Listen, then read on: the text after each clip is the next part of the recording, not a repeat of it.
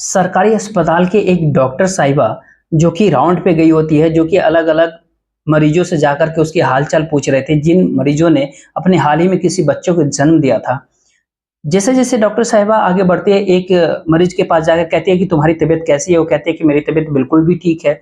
Doctor साहिबा मुस्कुरा करके फिर पूछती है कि तुमको क्या चाहिए? तभी वो मरीज कहती है कि मुझे एक गुड़िया चाहिए। दरअसल जैसे ही डॉक्टर साहिब ये बात सुनती है, वो काफ़ी हँसती है, मुस्कुराती है, कहती है ठीक है, मैं तुम्हें एक गुड़िया ला कर के दूँगी। दरअसल अभी ने उस एक बेटी को जन्म दिया था, वो एकदम से गुड़िया माँगने लगती है। या तो कोई मंदबुद्धि ऐसी बात कर सकता है या फिर कोई बच्चा ही ऐसे बात कर सकता है। दरअसल जो माँ बनी थी, संभवतः भारत देश के इतिहास की पहली एक ऐसी वो लड़की हो सकती है, जो कि उसकी उम्र करीब महज़ 10 साल की थी, जो कक्षा 6 में पढ़ने वाली थी, जिसने अभी हाल ही में एक बेटी को जन्म दिया था। जैसे ही डॉक्टर मैडम ने ये बात सुनी, उस बच्ची का दिल रखने के लिए कहा, ठीक है, जिस-जिस खिलौने की तुम नाम लोगे, वो खिलौने तुम्हारे पास पहुँच जाएँगे। लेकिन इस घटना को सुनने के बाद जो आज की कहानी हम आपको बताने जा रहे हैं, हो सकता है कि आपको बहुत ज़्यादा गुस्सा आए, हो सकता है कि आप लोग प्रशासन की, पुलिस की, साथ की, कोर्ट की, इन सब की तारीफ़ भी करेंगे कि जो इसके बाद जो लड़की के साथ जो कुछ भी होता है, उसके बाद जो कहानी होती है, वो सच में काफ़ी तारीफ़ काबिल होती है। और जो कुछ भी होता है वाक़ई बाद में सब कुछ अच्छा होते जाता है। जो लड़की के साथ शुरुआत में होता है वो वाक़ई बहुत भयानक होता है। नमस्कार, गुड इवनिंग, सत श्री अकाल। मैं जितेंद्र कुमार, आप देख रहे हैं स्टडी छप्पर तक। आज की सच्ची घटना जो बताने वाला हूँ, दरअसल ये घटना होता है चंडीगढ़ का। बात कर रहा हूँ 14 जुलाई 2017 की सुबह, जब एक बेटी स्कूल पढ़ने के लिए जा रही थी, अचानक से उसके पेट में काफ़ी दर्द होने लगता है। कक्षा 6 क्लास में पढ़ने वाली वो लड़की, जो कि मैथ और इंग्लिश में काफ़ी तेज़ होती है, उसको पेंटिंग्स बनाने का काफ़ी शौक होता है। वो घर में भी जगह-जगह चारों तरफ उसके हाथ की बनी हुई पेंटिंग्स टंगी हुई थी। माँ पूछती है कि बेटा क्या वाक़ई तुम स्कूल के तुम्हें जाने की मन नहीं है तुम्हारा, या कुछ और बात है? तो कहती है वाक़ई माँ, मेरे पेट में सचमुच दर्द हो रहा है, बहुत ज़्यादा दर्द हो रहा है। जैसे ही माँ ने ये बात सुनी, उस लड़की की जो माँ होती है, जो कि घर-घर में जो लोग के बर्तन माँजने का, उनके घर की साफ-सफाई करने का काम करती है, और उस लड़की के जो पिता होते हैं, वो एक छोटी-सी सरकारी नौकरी किया करते हैं। माँ और बाप की चिंता काफ़ी बढ़ जाती है, अपनी बेटी को अस्पताल लेकर जाते हैं। वहाँ दिखाने के लिए कि आखिरकार वहाँ उसे कोई दिक्कत, क्या किस बात का दर्द हो रहा है, क्या किस बात की परेशानी है। क्योंकि उसकी माँ जो घरेलू नुस्खे होते हैं, वो उसको दिए, लेकिन उससे उसे आराम नहीं मिल पा रहा था। अब यहाँ से वो सीधा अस्पताल जाते हैं लेके। छोटी-सी बच्ची जो कि गोल मटोल होती है, काफ़ी मोटी होती है, और वो जो है इसलिए देखने में काफ़ी अच्छी प्यारी-सी गुड़िया होती है।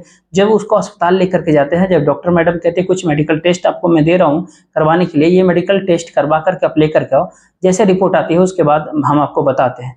अब कुछ ही देर बाद, यानी कुछ घंटे के बाद, मेडिकल की रिपोर्ट सामने आती है। मेडिकल की रिपोर्ट ले जाने के बाद माँ और बाप काफ़ी आराम से डॉक्टर साहब को दे देती है। डॉक्टर मैडम ने जैसे उस रिपोर्ट को देखा, डॉक्टर को काफ़ी तेज़ गुस्सा आ जाता है। गुस्सा आने के बाद वो डाँटने लगते हैं, और डाँटते-डाँटते वो कहते हैं कि जो कुछ भी हो रहा है, तुम इतना अनजान बनने की कोशिश क्यों कर रहे हो? तभी जो है लड़की की जो माँ और पिता जो होते हैं, वो कहते हैं मैडम आप क्या कह रहे हो, मेरे को समझ में नहीं आ रहा। कहते हैं कि तुम अनजान बनने की कोशिश मत करो, जो तुम्हारी बेटी है वो 30 सप्ताह की गर्भवती है, और तुम्हें इस बात का अब तक पता ही नहीं है। जैसे ही माँ-बाप इस बात को सुनते हैं, डॉक्टर मैडम की बात सुनने के बाद सचमुच वो माँ-बाप के पैरों तले ज़मीन खिसक जाता है। वो सोचने पे मजबूर हो जाता है कि आखिरकार हुआ कैसे? क्या हुआ? कैसे हुआ? अपने बेटे को काफ़ी दुलारते-पुचकारते उसे पूछने की कोशिश कर रहे थे, बेटा तुम्हारे साथ ये सब कुछ क्या हुआ? कैसे हुआ? कौन किया?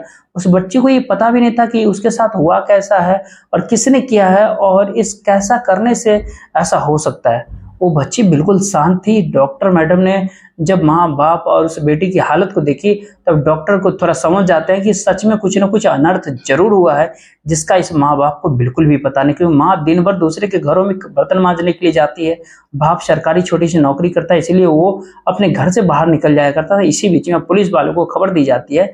जब पुलिस को ये खबर दी जाती है, पुलिस मौके पे आती है, और मौके पे आने के बाद लड़की की काउंसलिंग कराई जाती है, और काउंसलिंग कराने के बाद जो है, जो मनोचिकित्सक होते हैं, वो उस बच्ची को बहुत प्यार से दुलारते पुचकारते हैं। उससे पूछते हैं कि बेटा तुम्हें किस-किस ने किस-किस तरीके से छूने की कोशिश की? जब उसको दिलासा दिया, बहुत प्यार से पुचकारा-चुचकारा, कुछ खाने-वाने वाली चीज़ें दी, जिस तरीके से भी उसे पूछ सकते थे, बहला सकते थे।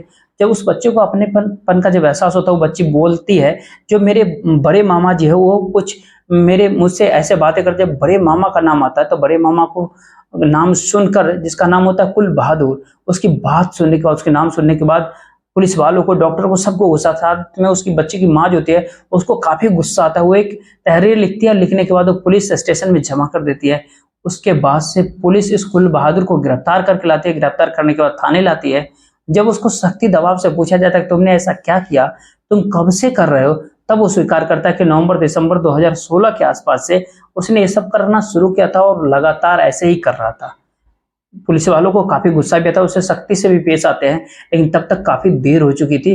अब बात आती है इस बच्ची की अबॉर्शन कराने की, लेकिन डॉक्टर ने साफ साफ हथकड़ी कर दी। उसने कहा कि मैं किसी भी कीमत पे अबॉर्शन नहीं कर सकता। यदि मैंने ऐसा किया तो न केवल ये कानून का उल्लंघन होगा, बल्कि ये गलत होगा। मैं ऐसा कुछ भी नहीं कर सकता, इससे बच्चे की जान की खतरा भी हो सकता है।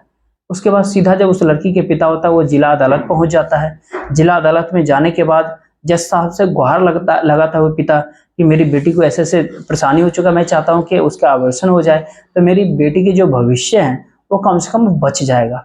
जैसे ही मेडिकल की रिपोर्ट जिला अदालत के जो न्यायाधीश होते हैं उन्होंने देखा, उन्होंने कहा नहीं, हम इस बात की बिल्कुल भी इस बात की इजाजत नहीं दे सकते, क्योंकि अब वक्त बहुत आगे बढ़ चुका है। जो बच्चा पेट में है उसकी उम्र करीब 30 सप्ताह से ज्यादा की हो चुकी है, इसलिए हम किसी भी हाल में आपको इस बात की अनुमति नहीं दे सकते कि आप इसका अबॉर्शन करा दें। अब पिता होता है, माँ होती है, वो काफी जाहिर सी बात है काफी परेशान हो सकते हैं।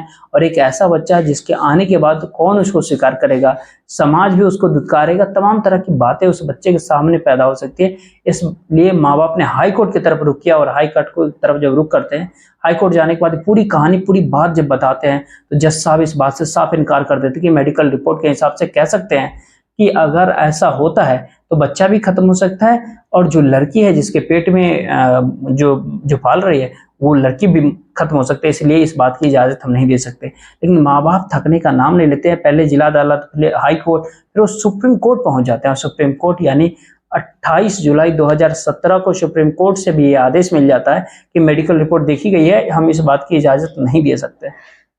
अभी एक तरफ तो ये मामला होता है कि एफआईआर दर्ज हो जाता है, मामला कोर्ट पहुंच जाता है। तो जैसे जैसे सामाजिक कार्यकर्ताओं को, मीडिया वालों को इस बात की खबर लगती है, उसके बाद जो है घर के ऊपर मीडिया वालों का जमघट लगना शुरू हो जाता है। बहुत बड़ी संख्या में लोग रिपोर्टिंग करना शुरू कर देते हैं। अब ये खबर जो है धीरे धीरे घर घर तक लोगों तक पहुंच जाती है। इस तरीके से मामा ने अपनी सगी भांजी के साथ इस तरह के घिनौना कृत्य किया। कई महीनों तक लगातार ऐसे कर रहा था। वो बेटी गोलमटोल थी, इसलिए माँ बाप को इस बात को पता नहीं चल पाया, और धीरे धीरे उसका पेट भी भर रहा था, और एक दिन गर्भवती हो जाती है। और गर्भवती का इसका अबॉर्शन कराने की बात करते हैं, लेकिन उसको अनुमति कोर्ट से नहीं मिलती है। अब ऐसे में यहाँ तक तो बात जो है निकल जाती है, लेकिन जब अबॉर्शन की बात अनुमति कहीं से नहीं मिलती है तो एक मजबूरी बन जाती है कि इस बच्चे की अबॉर्शन ही कराना पड़ेगा। वक्त धीरे धीरे आगे बढ़ने लगता है, और 17 अगस्त 2017 को उसको GNMCH, एक सरकारी अस्पताल जो चंडीगढ़ का माना हुआ सरकारी अस्पताल है, उस अस्पताल में उसको भर्ती कराया जाता है। जो लड़की होती है कक्षा 6 में पढ़ने वाली, उस लड़की जिसकी उम्र करीब 10 साल होती है, उसको बिल्कुल भी कुछ बात की भनक नहीं थी कि किस तरह के लोग, इनकी मीडिया वाले इनके घर पे आते हैं, और सामाजिक कार्यकर्ता उसके घर पे आते हैं, पुलिस वाले भी उसके घर पे आते हैं। एक कमरे का घर होता है उसका, गरीब परिवार होता है। लड़की भी इस बात को नहीं समझ पाती आखिरकार ये क्या मामला है, क्यों ये लोग डेली डेली आते हैं। तो एक दिन उसने पिता से पूछा कि पापा ये लोग क्यों आते हैं रोज, और मेरा पेट इतना अजीब सा क्यों है, मुझे अजीब सी क्यों एक महसूस होता है। तभी उसके पिता ने कहा कि तुम्हारे पेट में पथरी हो गई है, और पथरी का साइज लगातार बढ़ता रहा, इसीलिए जो है इस पथरी को निकलवाने का समय आने वाला है। ये पथरी निकल जाएगी, तुम बिल्कुल ठीक हो जाओगे, और इन सारे लोगों का जो घरों में आने का जो सिलसिला ये भी पूरी तरीके से थम जाएगा।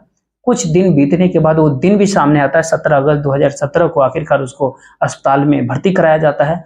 और अभी पूरे समय हुआ नहीं था, क्योंकि जो मैच्योर्ड जो बच्चा पैदा होता है वो करीब 9 महीने के बाद पैदा होता है। अब 9 महीने ये कंप्लीट नहीं हुए थे, पूरे नहीं हुए थे, उस लड़की की लगातार तबीयत बिगड़ती जाती है।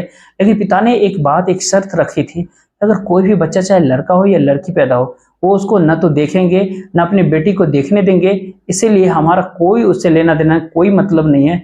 उसने हम अपना पास उसको रखना नहीं चाहिए। अदालत ने इस बात को स्वीकार कर लिया था, पुलिस प्रशासन ने इस बात को स्वीकार कर रखा था, जो डॉक्टर होता है उन्होंने इस बात को भी स्वीकार कर लिया था। ठीक है, कोई बात नहीं।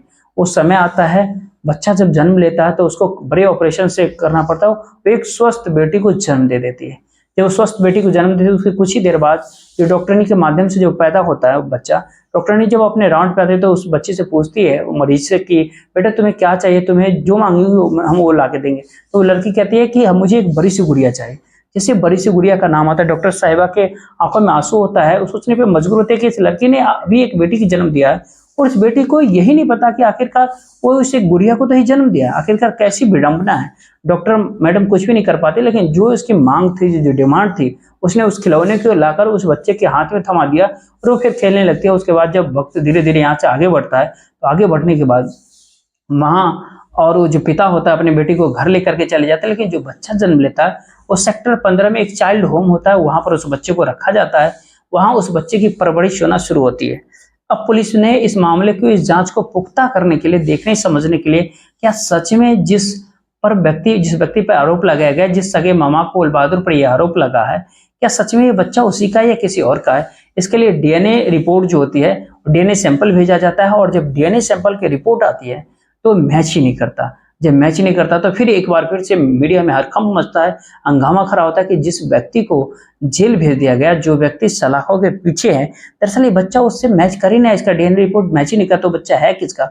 उस बेटी का फिर से एक बार काउंसलिंग कराया जाता है, डॉक्टरों का पैनल बैठता है, उस बच्चे को काफी प्यार से दुलार से उसको अपनापन का एहसास करा कर उससे फिर पूछा जाता है कि बेटा, जैसा तुम्हारे बड़े मामा जैसे करते थे, ऐसा कोई और तुम्हारे साथ करता था क्या। तो ये बात जब आती है तो लड़की काफी पूछने के बाद कहती है कि मेरे जो छोटे मामा है जिसका नाम शंकर है, वो भी मेरे साथ कुछ ऐसी ही हरकतें किया करते थे। लेकिन हैरान करने वाली बात यह है कि दोनों भाई इस बात को जानते थे। पहले बड़े भाई ने उस लड़की को अपने हवस का शिकार बनाया था और फिर छोटे भाई ने चुपके से उसको देख लिया था।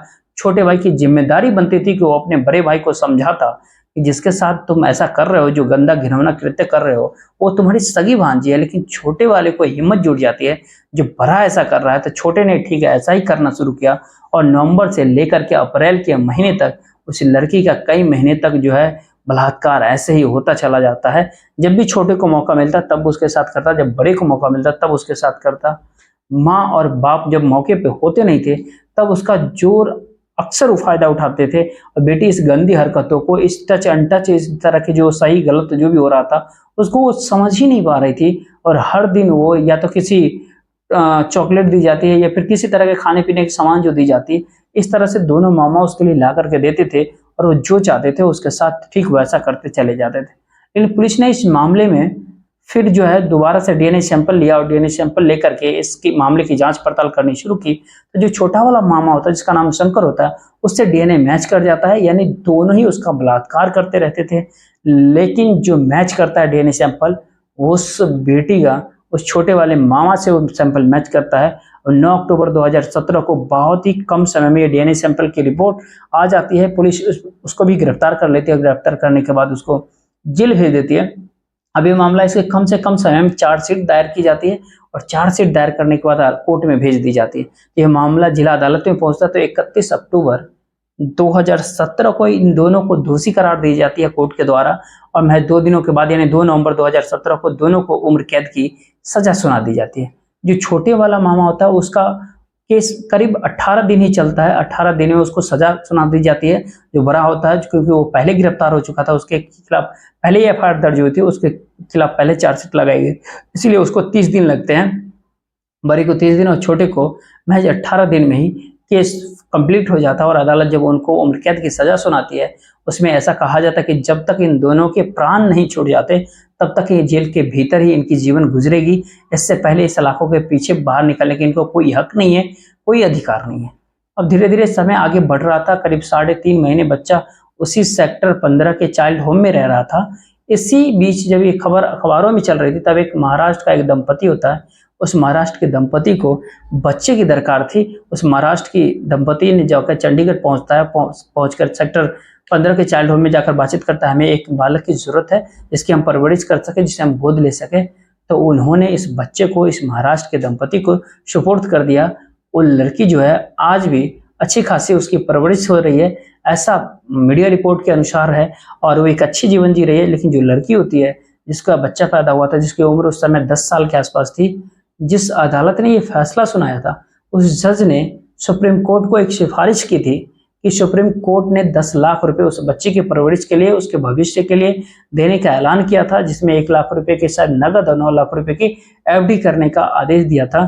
साथ ही जिला अदालत के जो महिला जज होती है उन्होंने एक सिफारिश की थी कि इतने रुपए में कुछ नहीं होगा, इसको कुछ रुपए बढ़ा कर दिए जाए, जिससे क्या इनके भविष्य के नींव अच्छी रखी जा सके, ताकि लड़की पढ़ने में सच में वाकई बेहद होशियार होती है, इंग्लिश और मैथ में काफ़ी तेज होती है, पेंटिंग्स बहुत अच्छी बनाती थी छोटी सी उम्र में ही, इसलिए जो है उस लड़की को 15 लाख रुपए की घोषणा की जाती है और वो जो है जीवन तो ठीक ठाक जी ही रही है, लेकिन शायद जो दर्द उसने महसूस किया, जो उसके साथ हुआ था, जो पूरे जुलाई से लेकर के और अप्रैल तक के जो उसके साथ होता है, वो वाकई शायद उस समय को, उस पल को ना तो उसके माँ बाप कभी भुला पाएंगे, न ही वो बेटी कभी भूल पाएगी। यदि किसी ने उसको याद दिलाने की कोशिश की, क्योंकि लगातार मीडिया का जमघट उसके घर पे लगा हुआ था, जो आसपास के लोग थे उन्हें तो ये बात मालूम हो ही गया था। ऐसा भी दावा किया जाता है कई लोगों ने उस लड़की की जो आइडेंटिटी जो थी, जो उसकी पहचान थी, वो डिस्क्लोज कर दी थी, इसलिए न जाने कब तक उस लड़की को सफर भी करना पड़ेगा। ऐसे मीडिया कर्मियों की जिम्मेदारी होती है कि बहुत ही जिम्मेदारी के साथ ऐसे केस के बारे में सामने लेकर के आए और कम से कम किसी सामने वाले की जो पहचान है, जिसकी पहचान उजागर हो सके, ऐसा काम उसको बिल्कुल भी नहीं करना चाहिए। पूरे घटनाक्रम सुनाने का उद्देश्य आपको परेशान करना नहीं है, नहीं आपका दिल दुखाना है, बल्कि आपको जागरूक करना है, आपको सचेत करना है। जहां भी रहे सुरक्षित रहे और अपनों का ख्याल रखे। जय हिंद, जय भारत।